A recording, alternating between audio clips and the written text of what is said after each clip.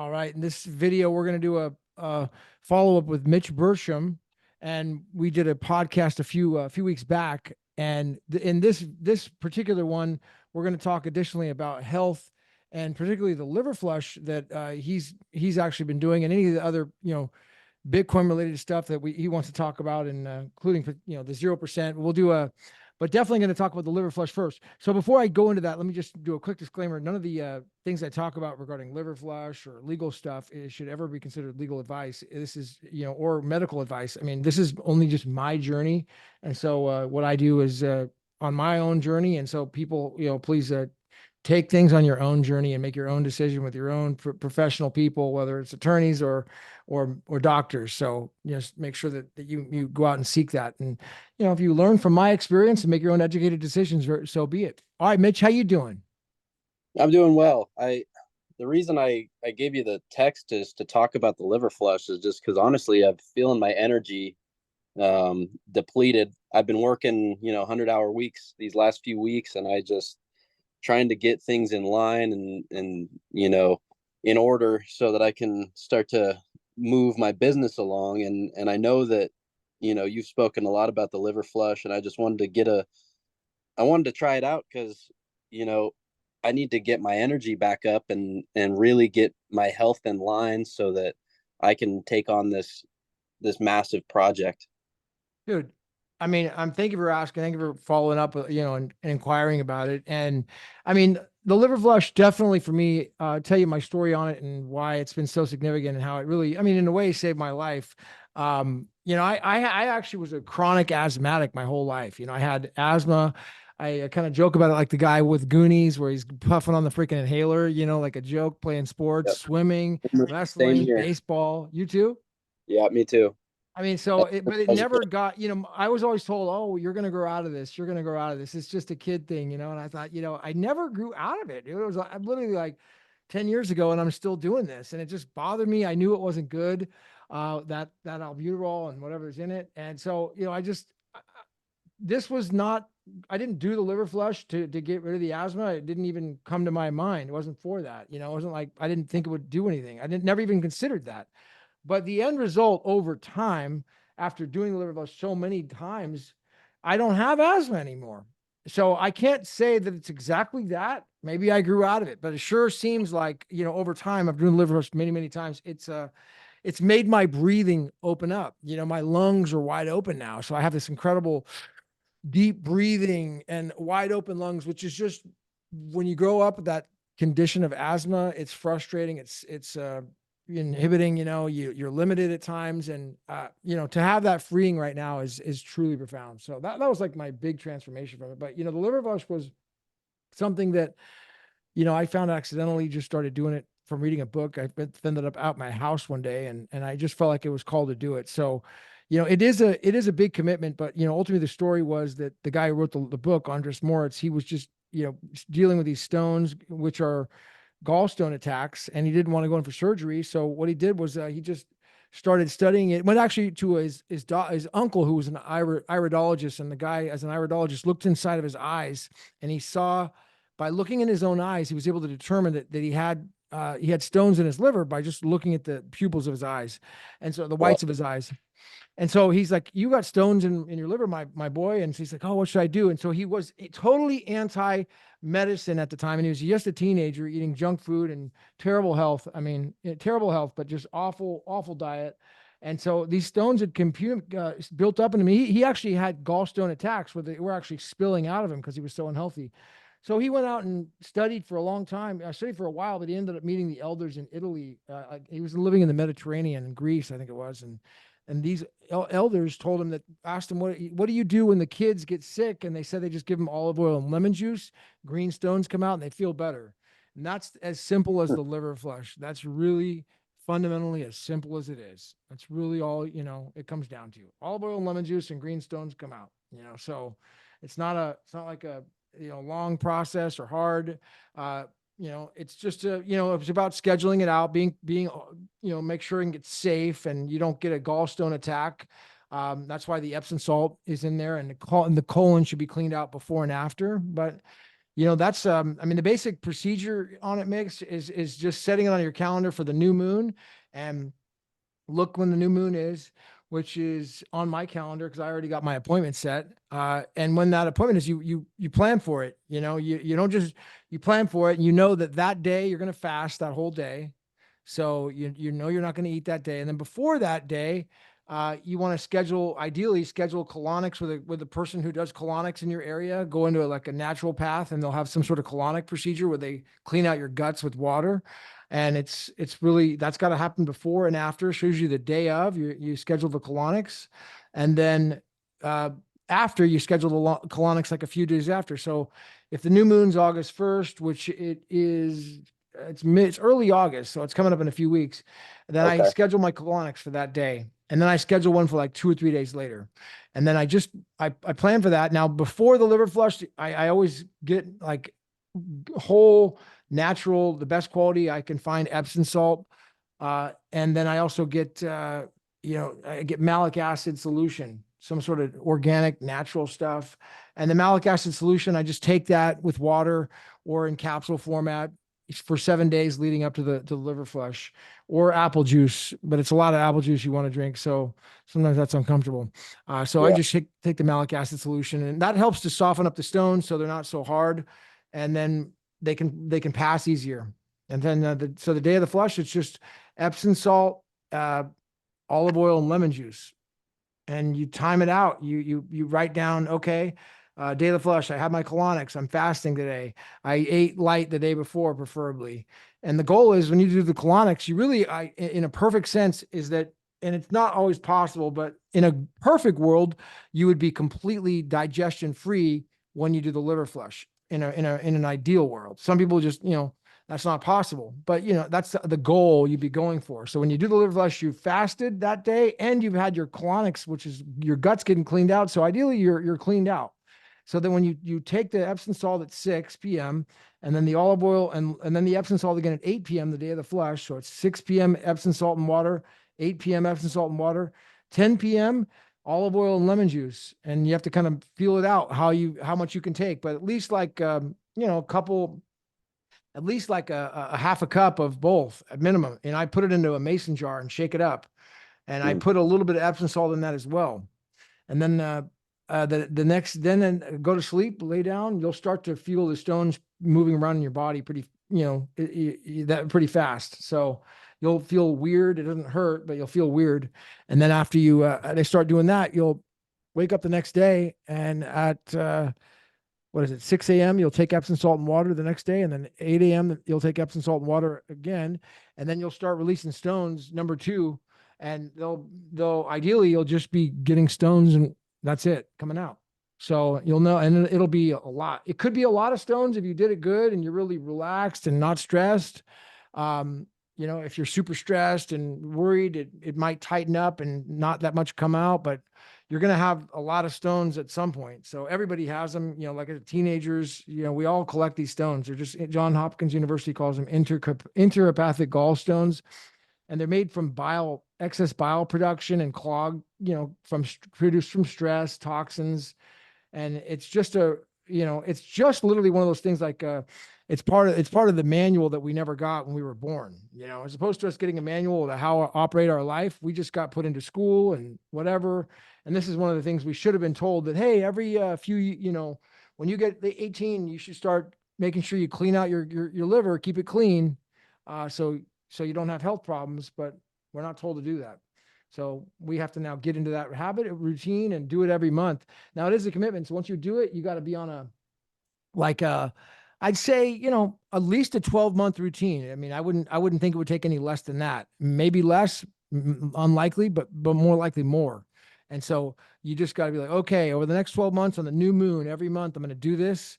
And I'm just going to commit to it. And then when the months I don't want to do it, I'm just going to do it anyways.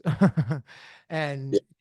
you just got to commit. And then by the time you're done, 12 months, it could be a lot longer. For me, I had so many stones that it took me like 24 to 30 months of consistently doing it. And I was pretty much done. And then I took a year where I do it once, another year I do it once, another year I took off. And now I'm back on doing it for like the past I'd say 15 months in a row where, I could have accumulated more stones. I could have maybe not finished it. So it's something that is now just part of my routine where I'm continually doing it till I'm 100% done, and I do it twice and there's no stones. So that's the overall summary of the liver flush. Mitch, any thoughts or questions? Wow. I find it interesting that it's associated with the new moon. Is that from the book that you read? Yeah, no, yeah, Andres Mortz was one of the was into Ayurvedic medicine. So not only was he he was multiple, he was certified in many medical practitioner related, and he wasn't a white coat doctor, but his specialty was Ayurvedic medicine and Ayurvedic teaching and medicine. They really study how the tides work with the body, and somehow that they in their teaching and their practice, they believe that the tides and the time of the moon, okay, the body syncs up in harmony with them. And apparently the body's in most sync on the full moon with the tides of the earth to potentially cleanse the body out the best. That's the theory. So Interesting. I stick to that. I don't have any proof for any of that, but it does seem to work. And more or less, it just keeps me on a schedule. Right. So I know, oh, That, the new moon's that coming up. I I was planning on just going after it this weekend, but it sounds I like mean, I ought to. it would probably be Uh, best to schedule it a little bit because you need to do the. Have you been taking Epsom salt and water?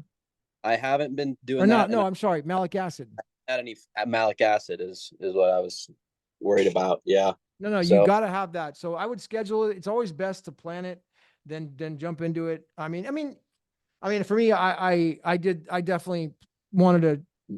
Planned it out a couple weeks or whatever when the new moon was, and I got the malic acid. I took that every day for 7 days, just of either a few capsules or it in water, or you can take apple juice, but that will just soften up the stones because the first time you do it, you're going to have rock hard stones. Like, they're going to be. I have videos from the early days of the liver flush that I did on my channel, and there's actually it's probably one of the playlists. Like if you do the liver flush playlist that I have, it's one of the first ones on there. There's the Anders Mort's video, which is the first one. He does a. I'll put the playlist here in this video. People can watch it, and it's basically like the first one is him talking for 5 minutes on how to do it. Then the next one or the one after that is one of my earlier ones of the liver flush, and I show the stones of that what they look like at that time. They were pretty freaking big and pretty hard. So, and that was like that was like a year in. They were still hard. But wow. I'm older than you and I partied a lot more than you, so you're not going to have like what I've been through, most likely. But I don't know. Maybe. So I mean, Yeah. I thought that I was incredibly healthy when I started. That's the weird part. Yeah. I thought I was in pretty darn good health even before I did the liver flush. Little did I know I was tired. I was actually tired. Okay. That I guess you just kind of think that's normal. You get used to that sort of energy, I think in life at Right. that point where I was, and you just get tired and that's normal. So, but no, that's not normal because I have way more energy now, way more, way more Yeah. energy now. I'm not That, napping. that, I never take a nap. Never. I mean, it's so unusual. Not that naps are bad. I just don't. I don't well, need yeah. it. I came home and I had to take a nap today and the day before. I mean, and that's something that I know is neglecting my body that I've got to overcome so that I can move forward with the things I ultimately want to accomplish.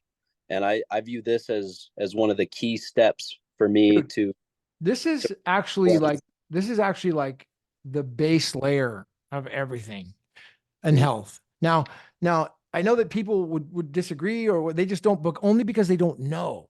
But I'm right, telling you, like it is actually the foundation. It's the base layer of everything because, but everything else is more about a band-aid, and when you're going after the diet, when you're going after exercise, when you're going after detox, anything else, cleansing the other organs, that's all good. But the foundation, everything runs through the liver, man. The right, whole body. It's how it works. So, the liver's cleaning the blood. It's cleaning the blood every single second of the day. So if it's as it's cleaning blood and it's doing the best it can, but it's full of junk, well, that blood is not going to be cleaned as well. Oxygen's not going to reach the cells as well as it should. And the heart's not going to pump as well and fast as it should. Now, the beautiful thing about the body that's so amazing is that, like, even though we have this going on in our liver, the body is so incredible that it just keeps on going, and it just goes hard, and it never tells us because it just wants to work hard and survive. It doesn't tell us, hey, clean your liver. We just get a little tired. We just get a little bit more, less energy. We just get a little bit, more, less focused. There's just little things that gradually happen. And we just think that's called getting older, you Right. know? And I mean, This kind of this kind of reminds me of maybe this is a little out there, but you've seen that science experiment of that I forget his name. He's a Japanese scientist who would speak to water droplets before he froze them.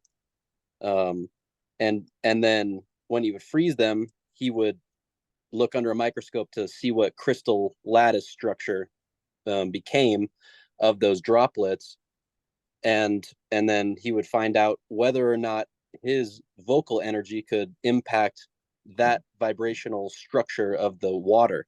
And when you're talking about how it's cleaning the blood, I mean it's like striking to me as like we're putting our own blood, the thing that runs us energetically through these negative these these toxins, this negative energy every day, and it's changing the vibrational energy of us fundamentally.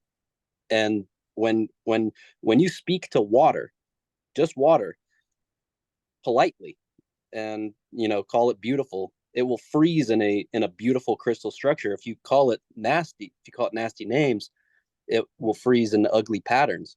And when you were talking about how it's cleansing the blood every day, every second, that's sort of what I think about. And just how much you can ascend, mentally and physically, if you can you know give the liquid that runs your body, the water that runs you, that positive, fresh, clean, I mean, beautiful, beautiful. I mean, that's sort of what I'm thinking about. It's it's very clean. powerful. Yeah, clean. Well, the Masamoto Emoto book on words is definitely a profound. If anybody hasn't read that or looked into it, it is a profound invention or experiment that he did with the Right. words. I mean, absolutely, and it it is similar to that where you have this blood pumping through the body, and the blood it's getting dirtier and dirtier over time. Okay, because the liver is clogged. It becomes more clogged than they call it fatty. We don't actually know. The funny thing is, you go to the doctor and they can't identify it. They are unable to identify the stones in the liver because they're just natural substances. And if you look at the X-ray or these machines the doctors put in, they're unable to say that you have. They just say the liver's fatty and it's expanding. It's just fat. They call it fatty liver. It's expanding, but that's what's happening. It's packed full of these stones. They're endobathic gallstones, which are produced from in excess of bile. And yeah, once they start to come out, there's so many benefits. I mean, clearer thinking, anti-aging. Definitely, my goal was stopping the aging process. For me, it was asthma. I slowly over time I was able to just like my inhaler just stopped. I stopped needing it. I literally stopped refilling my inhaler. I still laugh about it. I still have an old inhaler, but it just sits there. I don't have to go and get it refilled anymore. It's not, I have this knee jerk reaction as a kid sometimes to grab it, but I'm like, I actually don't need it. I'm good. So that for me was the biggest, I'd say the biggest aha moment was the breathing. And one of these masters that I learned from, he's like an 85-year-old doctor. He's a white coat doctor, former white coat. And he retired now, and he went into more into natural medicine. He done the liver flush. I mean, he did it more times. I think it was in the hundreds, and he said that when he did the liver flush after he did it so many times throughout his life, and he's in his 80s now, he actually was able to open up a third lung inside of his body. So when he breathed, he was able to breathe into an extra lung. If that's the way he would describe it, he's like, that's when you'll know you're done. You're done when you can do that. Because I said, how do I know when I'm really done? He's like, well, you'll be able to breathe like a whole nother layer inside your body for deep Wow. breathing. That's the way he described it to me. And I feel like every time I do it, I'm closer and closer and closer to that. It's a really high level of thinking. Also, the stress, the anger, the I would say the feeling of grieving. I've definitely had a lot of grieving moments with the liver flush. Probably years ago when I did it, in my peak of doing it, I'd say I definitely had a lot of like emotional um, releases of energy, like forgiveness in a Mm. way. It could be like a forgiveness, grieving feeling. And that what the book talks about and the author talks about was like, well, that's because you're losing part of you. Part of you that's been with you for years has gone away. And so you're grieving it. There's a grieving sense of it at Wow. times. Yeah. It's pretty, I mean, so if you have those type of emotions, just embrace them and know what it is. It's like, why am I grieving this? This is And then there's emotions like happiness, sad, happy, like so happy that you want to cry at times because you're done with it.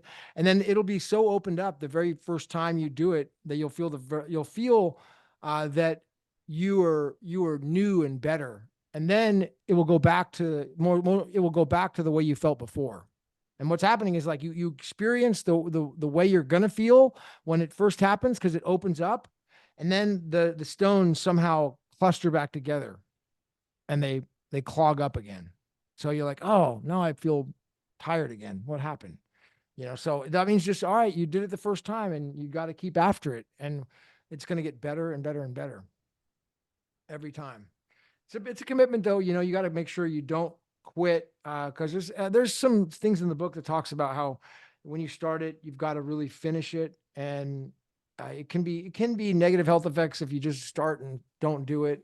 So just be sure anybody who does it get competent legal or medical advice before they do anything and make their own decisions. I'm just sharing my own journey. I will say that I've ran into a lot of people, and I'll talk about one guy specific because I remember him vividly, at least for the purpose of this call. I was in Arizona in Scottsdale. This would have been 2021, and I remember going to a Whole Foods. And a guy stopped me in there. He's like, "Hey, are you Gavin?" I'm like, "Yeah, what's up?" He's like, I just want to thank you. I was on my deathbed with like Crohn's disease or some sort of like Crohn's. I think he said Crohn's disease. And I remember watching your videos on the liver flush, and I just freaking said, I have nothing to lose to himself. I was like, I had nothing to lose. And I just started it. And, I just want to tell you that you look at me now, like I am healthy. I'm not in Crohn's disease. I'm healthy. I'm better. And I just want to thank you. That was probably one of the most, like, he felt like he really was brought back to life. That was one of the most like own personal testimonies I've ever had. But I've had a lot, man, by the hundreds, by the maybe more, maybe by 1,000. I mean, it's so many people that if you just stop me or I mean, I'm just online stuff, but it's done a lot for a lot of people over the years for sure. People are doing it, man, and even people at the Bitcoin conference in London. I had guys there that were part of the Bitcoin you know movement, and they were doing it, and some of them were starting. I did like a talk outside the last day to some of the guys, and I explained them the whole thing. They were serious, and they weren't just like fans. It was like they were taking notes, and they were starting it. They were doing it. So it's just great because it's one of those things that you don't have to pay money. There's no scam because you can't lose money. You can't, it's a Right. personal decision, and it's just the old Greece, the old Greek method of the wise Mediterraneans. They were just literally olive oil and lemon juice and green stones would come out of the kids. That's all the elders, the wise older women would give these kids, and that's how he learned it. And we got to give him credit to the ascended master OnrMorit. He was the one that brought it out to the world. And I just happened to find his book in a freaking in my stray book in my house one day. I don't know how it got there, but yeah, man, do it. Do it, I'm Mitch. going. So Yeah. challenge you to do it. It's a challenge. So hopefully you take the challenge and put it on your calendar. So yeah. So what else have you been up to, man? I've been working on setting up the business entity, and that's I I after you suggested I read the 0%, I dove in head first, and it's no small task, that's for sure. Um, but ultimately, it's a very clear path to walk, and so I've just been working to get everything set up for the future of my family and my company and the rest of all of that, and it's been a very powerful journey just in learning about that, the way that the trust system works and taking back your power as a natural person and everything like that. And that's been a lot of my time. And then, the other part of my time is really just trying to figure out ways to innovate, and bring about a more a more resilient future for the world. And it's been amazing. I've got a great mentor. I think you actually introduced me to her. Elle. You Yeah. El, Yeah, El she's been Liberte.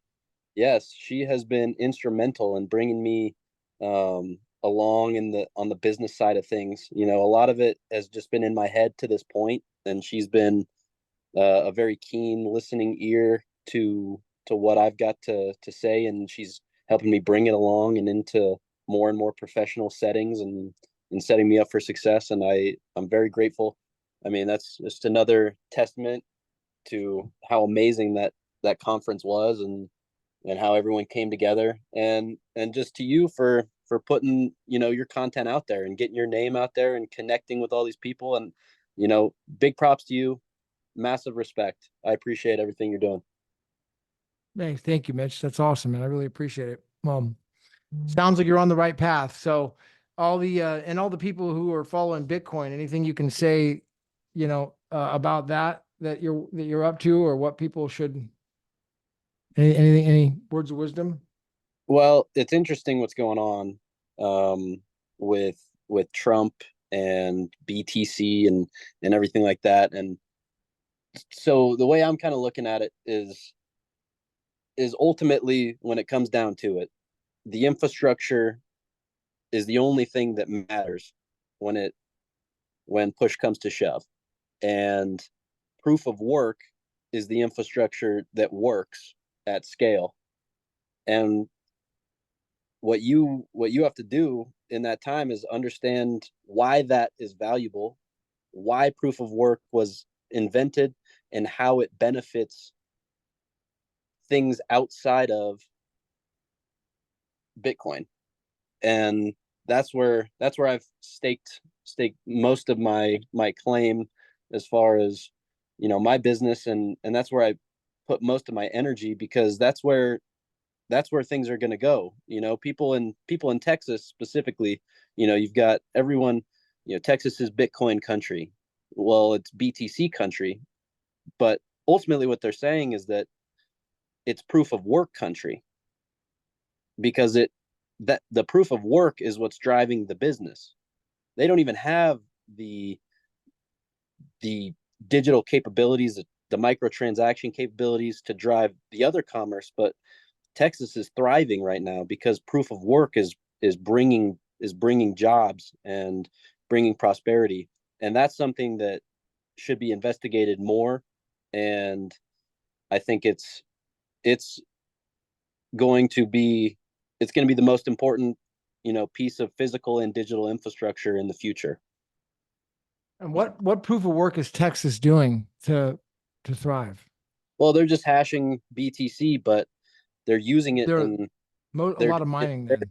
right. They're doing it in very efficient ways. They're using it to invest in new renewable projects. They're using it to bring on bigger battery systems and innovative grid architectures and all these different things. And it's valuable in that sense by itself, and that's what keeps BTC alive. But in the future, when the cards are all revealed and people start to realize what the meta net really is, then that proof of work, efficiency, and flexibility will take in center stage on a global scale. And Can you that describe, can you define, how would you define the meta net? so the meta net is really the so how I would define it is when the electric grid and Bitcoin as the internet merge. And I think that the meta net as a concept comes about when miners no longer have to rely on any other infrastructure to support themselves. And in that I mean every day, every 10 minutes, miners have to sell their bitcoins to pay for their electricity bill. And in that sense, Bitcoin is running on fiat. The metanet arrives when the internet and the electric grid completely merge, and we have a new and hyper efficient global commerce that is never going to run on anything other than Bitcoin, because the miners no longer have to sell their Bitcoins for fiat. And that's what I think the metanet is. It has a lot of outstanding properties. It's protected by the powers of edge computing. There's no more centralized databases. You own your data. You can transact peer to peer. Microtransactions monetize any packet of data. All of this happens over the electric grid. All of this has to be backed by a resilient grid.